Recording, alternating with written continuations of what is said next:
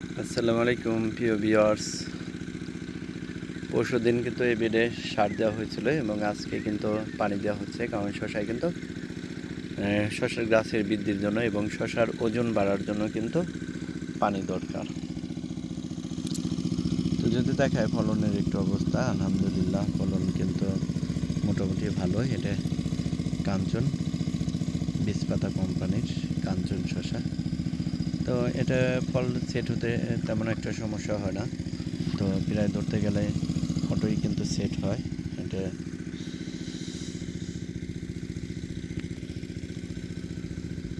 আগের ভিডিওতে যে জিনিসগুলো স্প্রে করছিলাম দেখাইছিলাম সেটা হচ্ছে ডাইমেনশনের সাথে দিয়েছিলাম হচ্ছে অটোমিটা, এটা হচ্ছে কীটনাশক, আর ছত্রাকনাশক হিসেবে দিচ্ছিলাম নিস্তার, এবং সেই সাথে দেওয়া হয়েছিল যে একটা পিজিআর লিটোসেন, এবং লিটোসেনের সাথে দেওয়া হয়েছিল এনপিকেএস। এখন যেটা আমি যদি পাতার কালারটা দেখাই, তো একটু মাঝে মধ্যে ডাউনির মনে হচ্ছে। যদি এই পাতাটা দেখাই এরকম এই স্কোর হালকা একটু ডাউনির একটু দাগের মতো মনে হচ্ছে। তো এখন যেটা করব, আগামীকাল যেটা স্প্রে করব সেটা হচ্ছে ছত্রাকনাশক হিসেবে দেবো হচ্ছে রেডোমিল গোল্ড 2 গ্রাম করে, আর হচ্ছে ম্যানসার। তো কিছু শশা কিন্তু হারভেস্টে উপযোগী হয়ে গেছে। এটা যদি দেখায় এটা কিন্তু ইজিলি হারভেস্ট করা যাবে, এবং আরও যদি দেখায় নিচের দিকে এই শসাটাও হারভেস্ট করা যাবে। তো মোটামুটিভাবে শসা কিন্তু অলরেডি সেট হয়ে গেছে গাছে, এবং ওই প্রান্ত যদি দেখায় এই শসাটাও হারভেস্ট করা যাবে, এবং উপরে নিচে সব জায়গায় কিন্তু ফল সেট হচ্ছে এবং অসংখ্য ফুল ফল আছে। তো এখন হচ্ছে যে এই শীতকালে কিন্তু ছত্রাকে একটু ঝামেলাটা বেশি করে ছত্রাক। তো এজন্য যেটা করা যে রেডোমিল গোল্ড 2 গ্রাম তার সাথে ম্যানসার দুইটাই দিয়ে দেবো, যাতে পাতায় কোনো ধরনের সমস্যা না থাকে। পাতায় যদি আপনার সমস্যা থাকে তাহলে কিন্তু সেক্ষেত্রে কিন্তু গাছ কিন্তু বেশি দিন ফল দিবে না, কারণ গাছটা কিন্তু হার্ড হয়ে যাবে এরকম। তো এই যে বেডটা এরকমভাবে পানি দিলেই বেড কিন্তু টেনে নিয়ে যাবে মাঝখানে। এটা কিন্তু শসা কিন্তু বড় হলে কিন্তু গাছের গোড়ায় কিন্তু দিতে হয় না, কারণ বেডটা যখন পানি দেবেন এই বেডই কিন্তু টেনে নেবে, এবং গাছ থেকে গোড়া থেকে একটু দূরে থাকলে গাছ বরঞ্চ একটু ভালো হয়। এবং উভয় দিকে কিন্তু শসা প্রত্যেকটা বেডে আছে।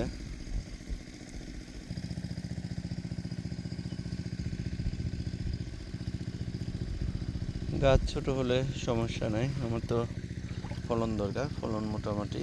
এবং শসার কালার কিন্তু একদম খারাপ না, মোটামুটিভাবে একেবারে কালচে তা না, একটু মোটামুটি কালার। আলহামদুলিল্লাহ কালার নিয়ে কোনো কমপ্লেন নাই, কোনো ইয়ে নাই।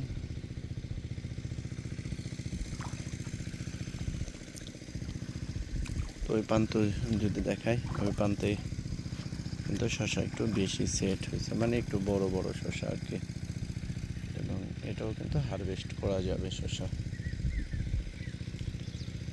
এবং যেটা বলছিলাম ছত্রাকনাশক হিসেবে ম্যানসার এবং রেডোমিল গোল্ড 2 গ্রাম করে উভয় দেব, এবং তারপরে যেটা করব কীটনাশক হিসেবে দেব হচ্ছে সোলোমনের সাথে সিয়েনা। যেমন আগের দুইবার কিন্তু আমি মোটামুটিভাবে কিন্তু দুইবার কিন্তু ডাইমেনশন দেওয়া হয়ে গেছে।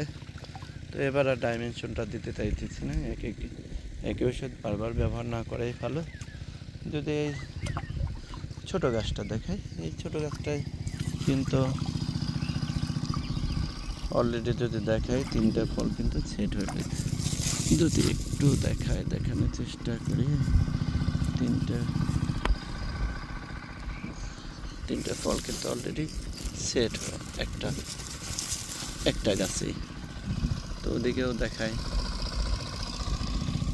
তিনটে, এবং এভাবে কিন্তু গাছে অসংখ্য শসা কিন্তু আছে প্রত্যেকটা দিকে, গাছ যত ছোটই হোক।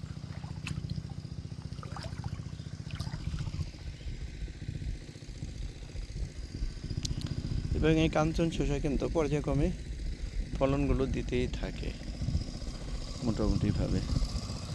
তাহলে আমি যে জিনিসটা বলছিলাম পরিচর্যা হিসেবে আগামীকাল স্প্রে করব, সেটা হচ্ছে ম্যানসার। ম্যানসারের সাথে রেডোমিল গোল্ড উভয়টাই 2 গ্রাম করে পার লিটারে, এবং সেই সাথে দেব হচ্ছে সোলোমন বায়ার কোম্পানির, এবং তার সাথে দেব হচ্ছে সিয়েনা অটোকপ কেয়ারের। এই দুইটা জিনিস দেব, এবং তার সাথে দেব হচ্ছে কিছু পরিমাণ 3 গ্রাম করে সালফার দিয়ে দেব, 3 গ্রাম সালফার। তো এই জিনিসগুলো গাছে দিয়ে দেব, কারণ হচ্ছে শসার কিন্তু এখন যাদের শসা আছে তারা কিন্তু যত্ন কম নেবে না, কারণ শসার কিন্তু মোটামুটি দাম আছে, এবং কৃষকদের যেটা ন্যায্য মূল্য সেটা পাচ্ছে মোটামুটিভাবে, যে পরিমাণ দাম আছে। আরও যদি তাদের কাছে সমস্যা থাকে, যদি বুঝতে সমস্যা হয়, ডিসক্রিপশন বক্সে কিন্তু আমার নাম্বার দেওয়া থাকবে, প্রয়োজনে ফোন করতে পারেন, যে তাদের ভিডিও দেখে বুঝতে সমস্যা হয়। আর হচ্ছে প্রতিনিয়ত ভিডিও পেতে কিন্তু সাবস্ক্রাইব করতে পারেন।